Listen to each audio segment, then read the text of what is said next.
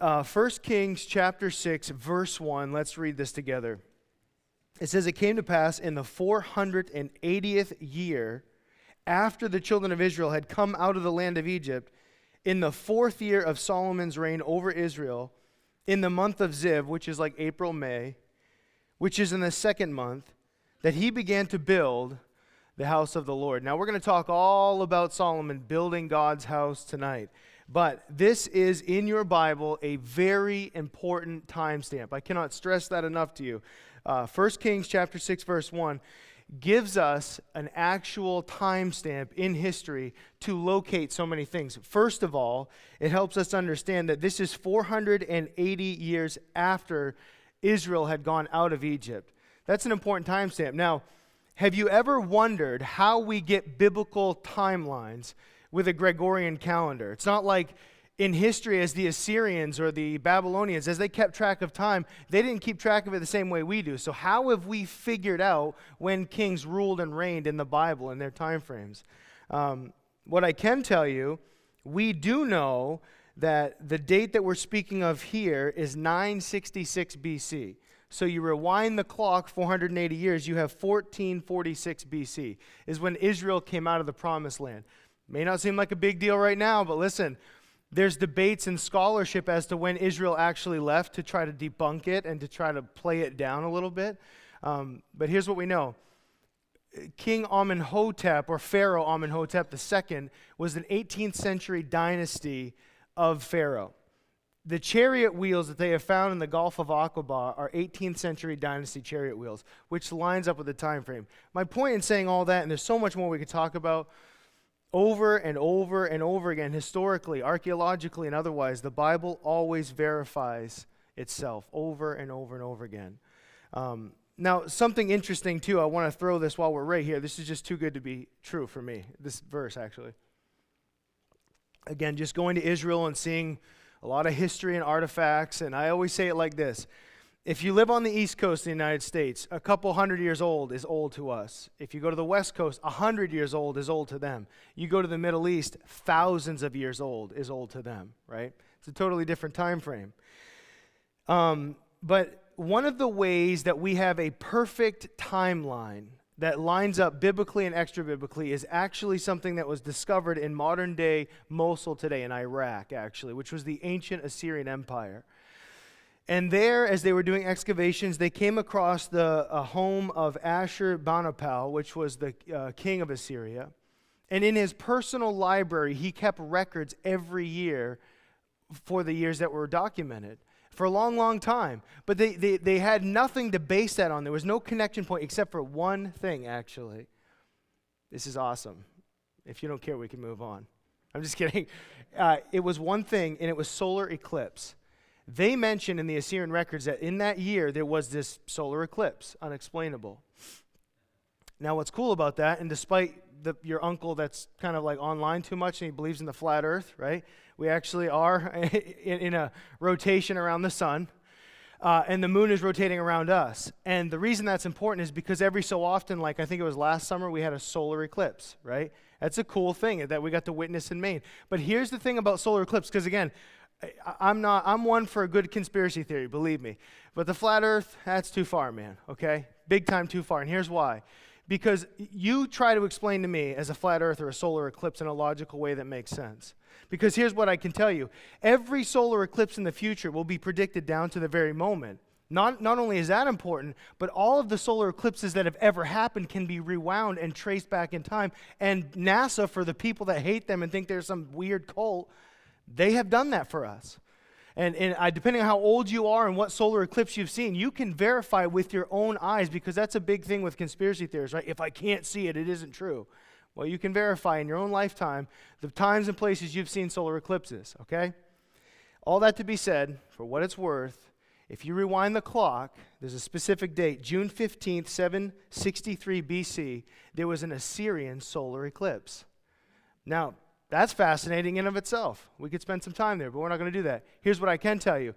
That puts the date, exactly the time, that Jonah has gone to Nineveh and declared that God's going to judge them. Can you imagine that Jonah says to them, God is going to judge you, and the sun goes dark? And they're like, I think we need to repent. That's what they did. So anyways, they kept record of that. That lined up with the biblical record gives us all the time frames that we need. So again, we could say a lot more. I could get lost there. I just love that stuff.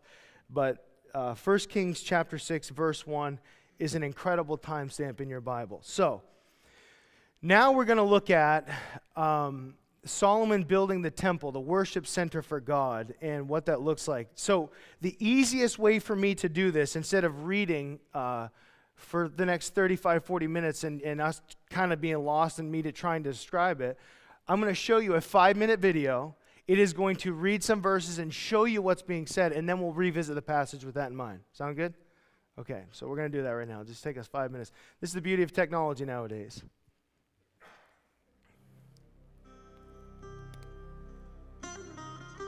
And it came to pass in the 480th year, after the children of Israel were come out of the land of Egypt, in the 4th year of Solomon's reign over Israel, that he began to build the house of the Lord.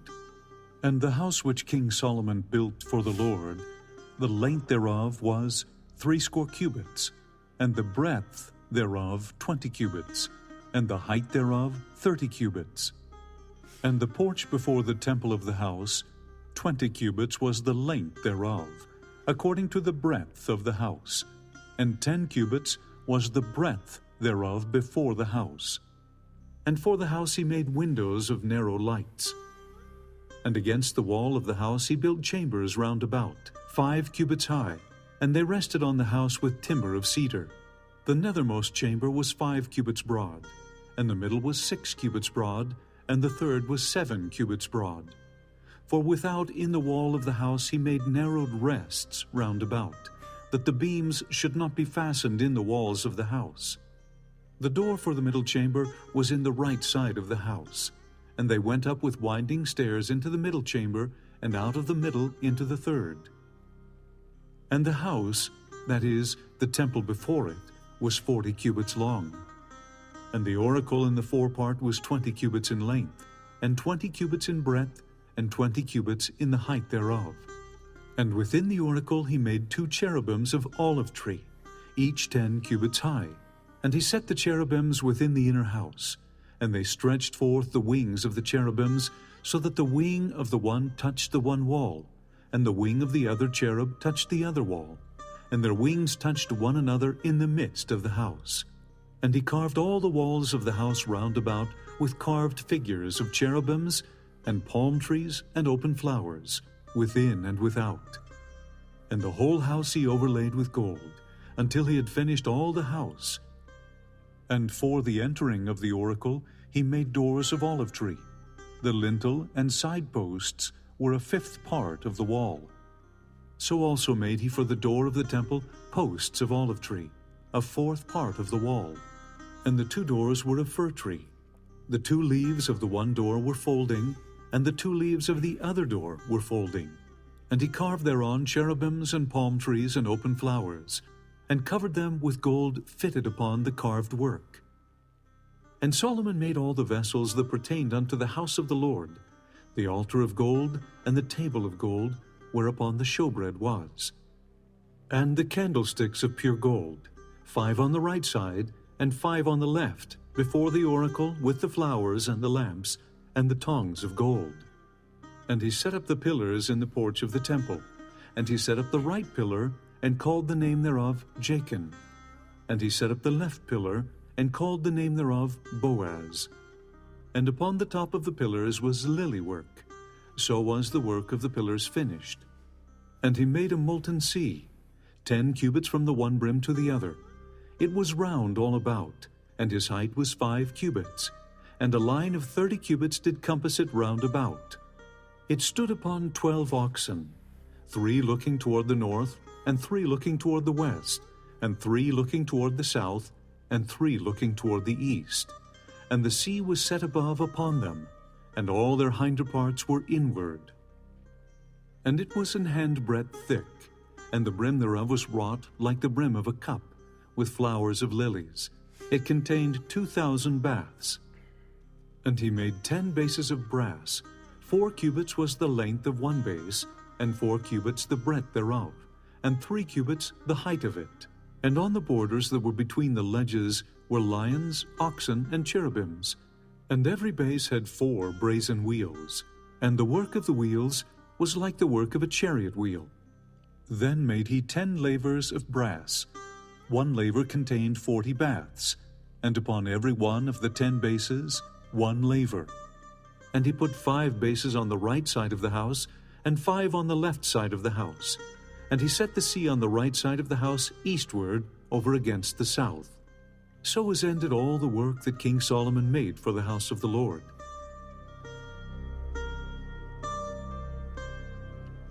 I spent all afternoon working on that, by the way. I hope you appreciate that. No, that's YouTube for you. How amazing is that? You can just type in Solomon's Temple. I found that in about 30 seconds online. I thought that's a good way to describe it right there. I've done it before. I read every one of those verses, tried to explain it to a group of people like yourself, and I looked and thought, they don't understand it, neither do I. So that's a very helpful video. But here, what we can do now that we've seen that, make a few notes, and then look at a lot of the applicational parts that are important for us. So first of all, verse 2 that we read of just tells us we need it in feet. Cubits doesn't help. That's 18 inches in ancient times.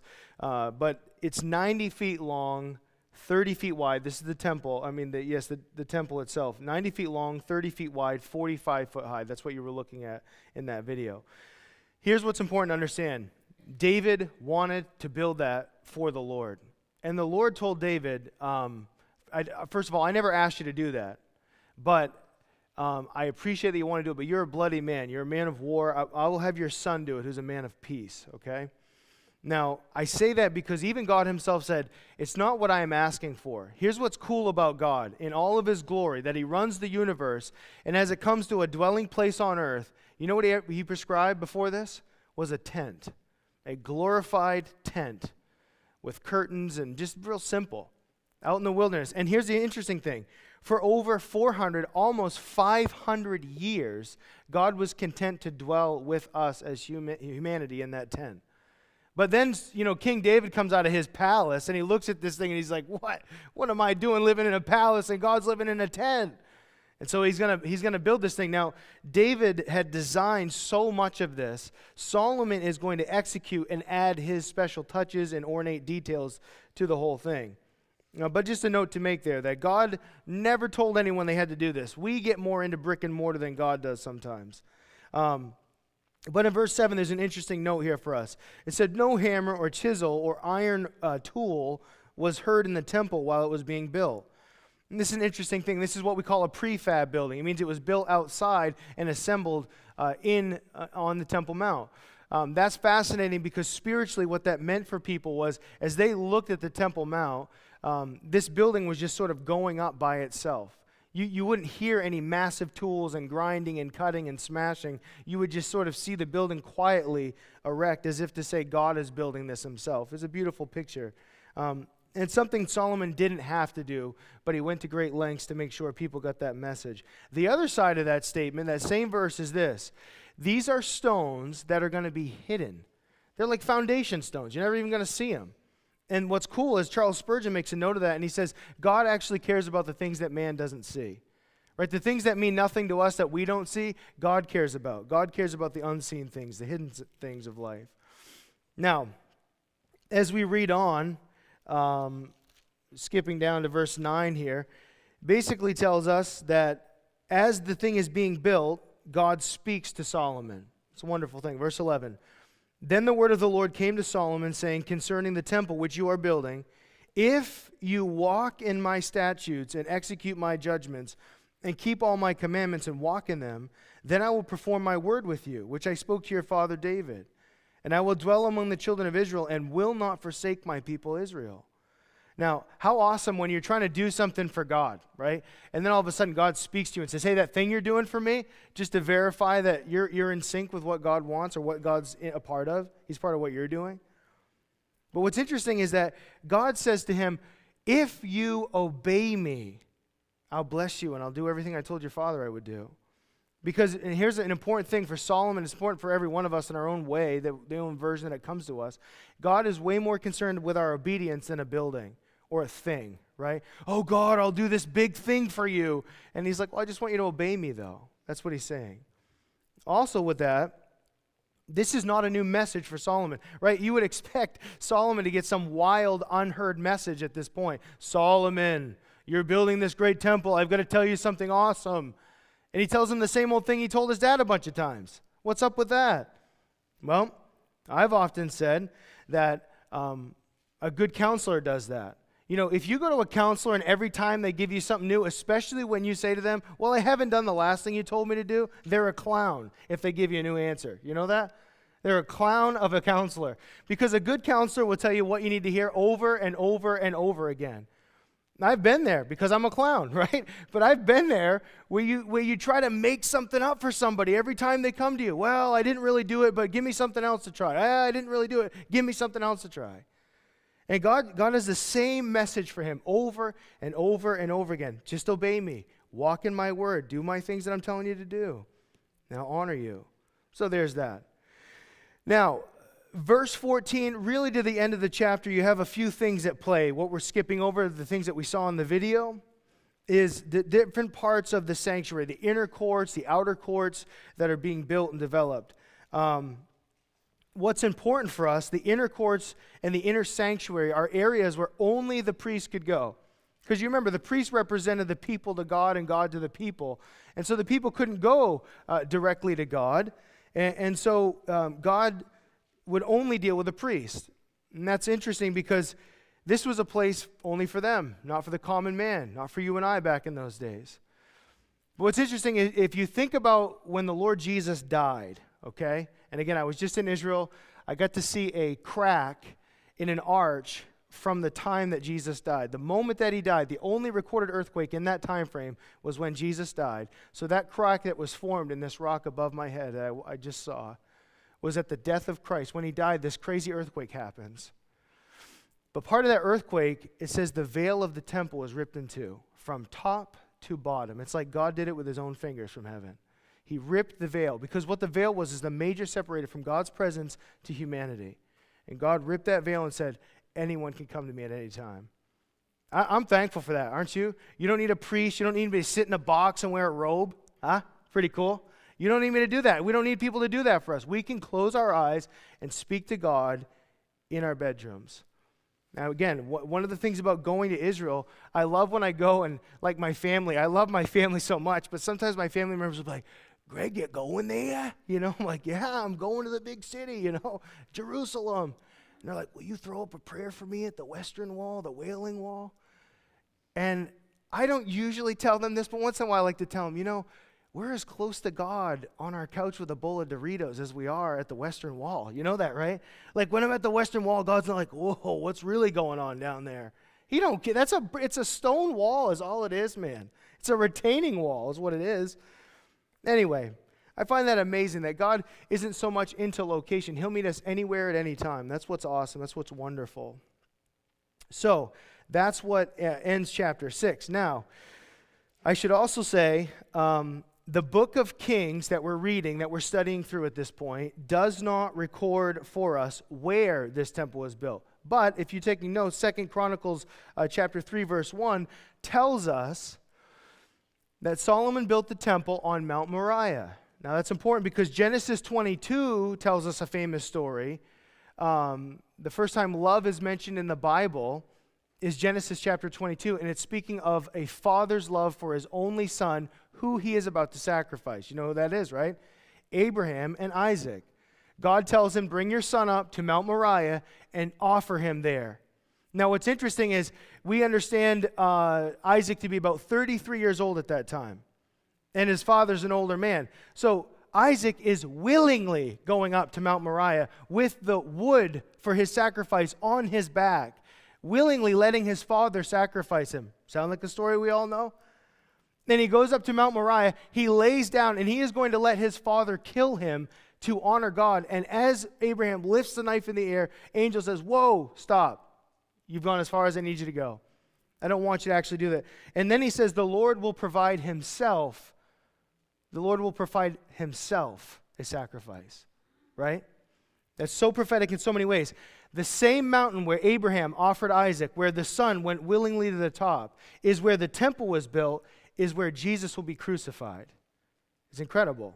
Mount Moriah in Israel, so sacred. And that's the Temple Mount today as far as that area of Mount Moriah. And if you know anything about the Temple Mount, that golden dome, that Dome of the Rock mosque area, just within eyesight, you can see a silver dome in the background, and that's the Church of the Holy Sepulchre. That's where Jesus was actually crucified. So, and interestingly, when they built that dome, the Muslims did in the 6th century, they tried to replicate that dome that was on the Church of the Holy Sepulchre, for what it's worth, if you didn't know that. Now, chapter 7, trying to breeze through some of this, but chapter 7, the first 12 verses tell us something so important about Solomon's house now. Solomon, in fact, I'm missing one verse at the end of chapter 6. It took him 7 years to build the temple. Now, you could take note of a few things. He had tens of thousands of workers on this project, right? Monumental. So it takes him 7 years to do that. Now, chapter 7, verse 1, it says it took him 13 years to build his own house and to finish all his house. 7 years to build God's house, 13 years to build his own house. Now, there's probably a lot of points we could make, but at the end of the day, as you read this language, it's undeniable. Solomon's house was more important to him than God's house. No way around it. Well, I'm going to read you some stuff here in a moment. But at the end of the day, Solomon spent more time doing this building project for himself than he gave to God's house at all. So as ornate and as beautiful as God's house was, Solomon's house took the cake. Like, David was the opposite. David was like, I can't believe I live here. God should live in a better place than I do. Solomon's like, well, we'll do something really cool for God, but like, I'm going to get mine. I'm going to do what I want to do. Let me read this commentary from David Guzik and hopefully bring the two temple periods into play, if you can imagine it. David Guzik says, we are left with the idea that as great as the temple was, Solomon's place was better. When one travels in old Europe today, you often come to magnificent cathedrals. These amazing buildings were mostly built hundreds of years ago at great labor and great cost to poor people who could never dream of living in such spectacular places. When their most magnificent buildings were churches, it said something about their values. When Solomon made his palace more spectacular than the temple, it said something about his values. Our most magnificent buildings in the modern world, usually given over to business, shopping, or entertainment, say something about our values. Think about the arena that the Super Bowl is about to be played in. How much money did that thing cost? That says something about our values, doesn't it? Solomon communicated something about his values. Now again, another really cool place we go to Israel is just in the last so many years, just a few years ago, uncovered in Magdala, the town of Magdala. They were going to build a hotel, which they ended up building the hotel, but whenever they go to build and dig stuff up, they have to have antiquities come in and investigate. And they found a authentic synagogue from the time of Christ. It's amazing. And because of the Bible, we understand that Jesus went into that synagogue. So it's one of the really cool places that we go to now. But why I'm bringing that up is because that synagogue in Magdala was very ornate, very expensive, very detailed. But the funny thing about Magdala, it was a very rich fishing community, but all of their buildings were very close together and very simple. And here's what they did. They took all of their great wealth and resource and invested that into the synagogue, the place of worship. Isn't that amazing to think about? Because just like we read, it says something about their values. The people of Magdala said, we would rather live humbly and simply and let our place of worship be something that speaks and shouts out our value system, right? It's seen throughout history, friends. Solomon, well, he's showing his value system. Now, if I could say something positive on Solomon's behalf. When a massive building project is done like the temple, and Solomon's paid all the people after 7 years, there is a sense that he's keeping work going for these people, and that's no small thing. So let's give him a little credit that maybe he's thinking in terms of, I'll keep some really expensive labor going so that the economy is doing well for the average Joe. That's a very thoughtful thing, I think, to take note of and give to his credit. If you want an example of how that goes wrong, all you have to do is fast forward to the second temple. So remember, we're studying Daniel on Sunday mornings. The Babylonian Empire comes in and destroys Solomon's temple. Okay? We know that. Years later, Zerubbabel and a group of guys will try to rebuild, and it's so pathetic. It's such a sad temple in replacement of what we're talking about here that the people weep and mourn at how pathetic it is. Like, we remember the real temple. This thing is lousy, man. Well, that's when Herod the Great gets involved later in history, and he rebuilds. Like, it's like what we do here in Maine. When you can't rebuild a home with permits, so what you do is you build one wall at a time and you rebuild the house. That's what he did. He rebuilt the temple, but he just completely obliterated it and built this magnificent temple. Now, it took 46 years to build the second temple that under Herod. And Herod died in the process, and the work continued on. It took 46 years. It was officially finished in 67 AD, the second temple. And remember, Jesus prophesied in Matthew 24. He said, not one stone of those will be left upon another. Because you remember the disciples were so impressed by it. They're like, look at these stones. Look how awesome this is. And he said, guys, not one of those stones will be left upon another. And it was unthinkable. They're like, this place has been built for decades, and it's still being built, and it will continue to be built until AD 67. Now check this out. After the temple is finally built and finished in AD 67, you know what happens? Just a few years later in AD 70, Rome will come in and destroy the entire temple itself. Throw all the stones. Again, we have evidence of this today. They throw the stones over the western wall, over the retaining wall, to the pavement below. I say that because what happened? History, we know what actually happened. All of those workers that spent decades working and making good livings no longer had work. There was nowhere to go anymore. All of the elaborate building project was done, and they got discontent and upset, and they focused on their hatred for Rome, and they started uprising, and then Rome came and crushed them. Isn't it amazing to think about? That is the dark side of what we're talking about here. That's probably what Solomon had in his mind, was like, I got to keep these guys busy, keep them working. But going back to Solomon and trying to tie this all together, if you know the biblical story and the history, there was a time where people were so discouraged after the Babylonian captivity. Just imagine, we're all taken from here, taken from America, brought to some foreign land, and then decades later, we're all brought back here, and it's just a desolate land, right? It's like, that's depressing, to say the least. They start to rebuild their houses, their livelihoods, everything else, and then it comes like, we got to build the temple. We got to build the temple. They start to build it, they receive opposition, and they just stop.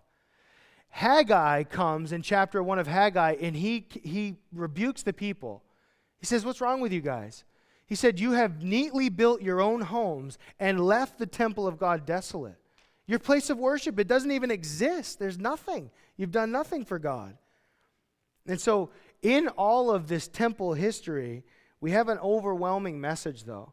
The worship of God is so important. Not that we have a temple today, but our worship of God is so, so, so important. And for them, how they financially gave was a statement. It was a very big statement as to their worship and if they were actually going to have worship at all. Now, verse 13, chapter 7, verse 13, tells us that King Solomon's hiring this guy named Hiram, similar to the king of Tyre, but he's from Tyre. And it says that right here, his mother was from the tribe of Naphtali in verse 14. His father was a man of Tyre, a bronze worker. And this is so important. He was filled with wisdom and understanding and skill in all working with all kinds of bronze work. So he came to King Solomon and did all of his work. I love that verse because it tells us something so important. And God does this throughout history. He fills men like this with his spirit of wisdom and understanding. There's a man named Bezaleel, when it came to the tabernacle, he did the same thing. That there's this skilled worker who's out there. And you could argue, well, he's not a preacher, he's not a pastor, he's not a priest. What's his job? Is his job important? Of course it is. Because all of our jobs are important, right? All of us do something important for God. It doesn't matter what we do. We're doing something for him. And I just love that this man is mentioned specifically, and the work that he is doing is so important that they use him for all the bronze work. I also think it's a statement of excellence, don't you? That this guy, of all the people that walked on the face of the earth, they're like, if you need bronze work done, that's your dude, right? Don't you want to be that person, whatever you're doing? No, you don't. I'm just kidding, right? Like, I don't care what we do. I tell young people, man, if they're going to go work at McDonald's, you better be the best burger flipper the world's ever known. Flip those things like no one's ever seen before, man. Just be the person, whatever you're doing, that people want to call. Go and get it done. That was this guy, Hiram. Hiram was incredible. And they're like, you got to call him in. If you need bronze work done, you call him in. That being said, verse 15 on down to verse 22 tells us that he builds these bronze pillars out front of the temple, amongst other things. But these bronze pillars are so important because as you walk up to the temple, we saw it in the video, Jason and Boaz are written on the name, one on each, one on the left and one on the right. And what it means is to establish and strengthen. Now, this is just like, I don't know, bonus information. You guys don't need to know this, but I'm going to share it with you anyway. One of my favorite churches in all the world, Calvary Chapel, Philadelphia, as you walk into their building, guys that you've been with me, I don't know if you've noticed it or not, but you walk in and they have a little plaque on each one of their pillars. It says Boaz and Jason, which is establish and strengthen. And the idea is that as you go into this place of worship in Philly, that God would establish and strengthen you. I have loved that for so many years. Before I ever saw those pillars with my own eyes in Philly, I heard that. I love that concept so much. If you've ever listened to our radio program on 99.5 at 3 o'clock, 3:30, yeah, you should all know that, by the way. You should all know that. No. But 99.5 at 3:30, you listen to that program. In our intro, we say that we pray that God would establish and strengthen you as you listen today. It's a real thing. It's an important thing. So, again, that's a bonus. That doesn't have anything to do with the Bible other than we stole it from the Bible. But, I just think how beautiful. But isn't that the principle of a place of worship? When we come here tonight, even right now, we're trying to establish and strengthen ourselves in our relationship with God. And that's what they did. They put those on those beautiful bronze pillars that we read in those verses. Verse 23 down to verse 26. I know we're skipping down, but again, we had the video did that for us. It just tells us, you remember that the oxen that were described there in that big bowl of water, and then the smaller bowls of water. Well, those were all for the priests washing their hands and feet. Now, that might be like a small detail that may seem insignificant. It's actually important. So important. God did not have places to wash inside the sanctuary, probably for several reasons, but one of the most important in my mind. And the fact that he didn't even have them wash somewhere privately. Think about this. Think about this. Think about this. That God had the priests wash themselves in front of everybody in the outer courts. Anyone that came to worship, as they were going to worship, they would see the different priests going outside, washing their hands and feet in these different bowls of water. And it's a good reminder because at the end of the day, it's a statement of the fact that these are men just like the rest of us. They're doing a service for God, but they are men just like the rest of us. They're holy men, they're consecrated men, but they're men, right? They're just men. The first time that ever became so real to me, it was when I was in Israel, actually. I think it was probably the first time I was in Israel. And I don't know what it was, but it was being on the plane ride and seeing people dressed up in all their garb and then going to Israel and the Temple Mount. And there's just like a lot of men of the cloth is the only way I can say it. Like men of the cloth, you know what I mean? They're all dressed up in robes and all these fancy things. But what hit me was when I went into a bathroom on the Temple Mount, all these guys are coming out in their priestly garbs and stuff. And I thought to myself, these guys go to the bathroom too. You know what I mean? It just hit me like, I was like, these guys, they go to the bathroom too, don't they? Of course they do. They pull up their little robes and do their thing, you know? It just hit me. I was like, wow, these are guys. These are just dudes, you know? You didn't need to know that, right? But how cool though? Seriously, how cool? As you went to worship, you were reminded of a simple truth. It's just a man. Guys, I could say this tonight. You don't probably need me to tell you this about me. I'm just a man. But I do know this, that people forget that about pastors all the time. They think we're superhuman. Oh, he knows the Bible. He's in connection with God. He doesn't live like I live. And it's funny. I mean, it's just little old me. Sometimes I go into a grocery store and be like, oh, Pastor Greg, you buy food? Yeah, I mean, look at me. I obviously eat food. You know, I got to do something here, you know. But it's like a heartwarming, sweet thing. And then people say, you live in the world. Yes, I do, actually. Like, I don't just whisk away to a closet and study the Bible, you know. But it's like, but I say that, like, that's the lighthearted side of it, friends. But you know what's sad? Because I've seen enough of this, and I've been on the receiving end. I've helped reconstruct churches that have been destroyed from a pastor that fell into some sort of crazy sin or another. And people will say, like, without saying it, they're basically saying, I didn't realize he was a man. It's like, well, he's always ever been a man. But we do that. We elevate people to the point where they're not even human anymore. And that's why they were washing themselves out in front of everybody else. Like, hey, man, I'm a dirty sinner just like you guys. Just doing the job that God's called me to do, you know. God forbid we'd ever think anything other than a person serving God in any capacity. So, verse 27, it just is the cart and laver. That goes all the way down to verse 39. That's just describing some of those other things that we saw in the video. And then verse 40 to the end of the chapter is the furnishings of the temple. This is the internal stuff that we saw and Hiram's work that he does with the bronze and all the rest of it. Now, it leaves us with a great point, okay? It's, as you read all this and as you understand, and again, honestly, what that video did not do a good job of is conveying the beauty of it. You know, it's something to see it with your own eyes. It's something to see that much gold with your own eyes. When the temple in its time was seated on the Temple Mount with the gold radiating from it, that's why it's called the Golden City, Jerusalem. It was just, you as a pilgrim, you're coming up over the hill, and just like all of a sudden the sun is 1,000 times brighter. Wait, that's not the sun. That's the Temple Mount, man. That thing is glorious. That thing is amazing. That's powerful. Now, I say all that because it's like that's what you would get in your heart, and that's what you'd see with your eyes. But you know what this building is without the most important part? It's just a fancy building. It's a fancy building. That's all it is. Because next week, we get to see them do a building dedication, and God is going to move into that house. God's going to, and it's going to be awesome to study, friends. He is going to blow into this moment where they've built it, they've, set it all up, and then Solomon dedicates it to God, and God comes in with a bang. It's awesome. Yeah. He came in. It's awesome, okay? But here's what I'm saying. That's what we call, in theological circles, the manifest presence of God. Now, we know, biblically speaking, that God is everywhere. God is everywhere.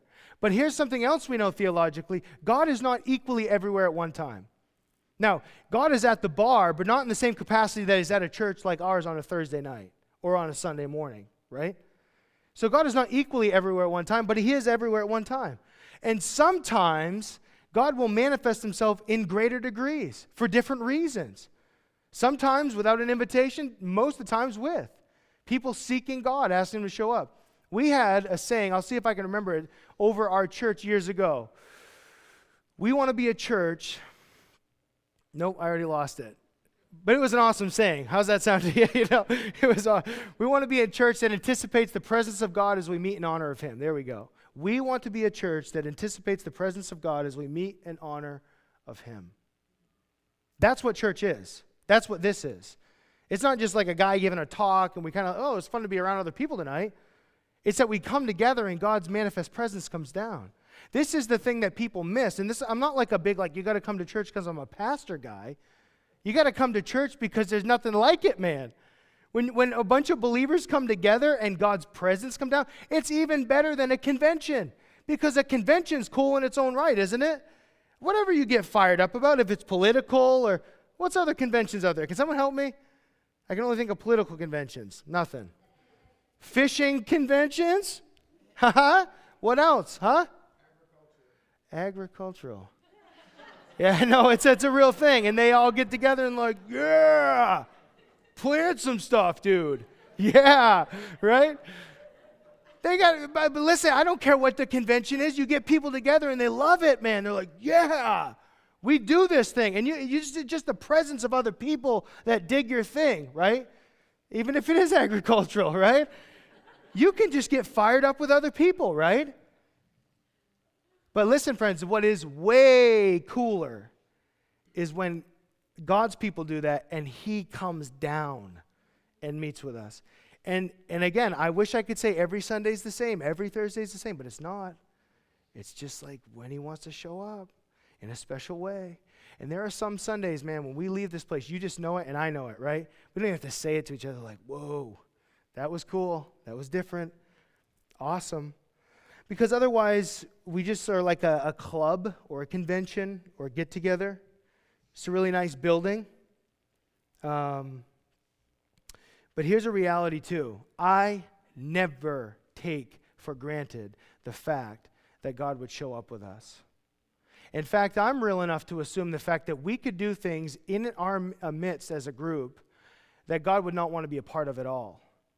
We could do certain things, we could have certain philosophies, we could hang certain flags out front of this building that God would want nothing to do with what we're doing. You know that. Again, not even getting lost in our own application, God will do that in this very temple. This very temple. He will be so upset and so grieved is the word I'm looking for. He's so grieved by the way that they act that God leaves the temple. But it's the saddest thing to read in Ezekiel, because you know what he does? He slowly leaves. It's like it says where he dwells in the cherubim, that beautiful room, the Holy of Holies. It says that he slowly sort of steps out of there and he leaves the temple and he gets to the eastern gate and it says he looks back. He like, and then he goes over to the Mount of Olives and he looks back and he's just like, I'm leaving. I'm out. He leaves them. The thing we're going to study next week is awesome because God comes down, and it's awesome when God's with his people. But they're going to live in such a way that God's like, I'm out of here. You've grieved me so much, I'm out of here. I'm done with you guys. I'm not hanging with you. So let's never take that for granted. What an awesome thing that God wants to dwell with us, wants to be with us, that he, in fact, does come down in manifest presence. But we better be real careful we don't take that for granted or assume that anytime. I always say, God, please, please, please meet with us, be with us, speak to us. So important. So again, outside of that, it's just a really cool building, right? There's a lot of cool buildings in the world, but man, when God comes down and he meets in that place, whew, next level.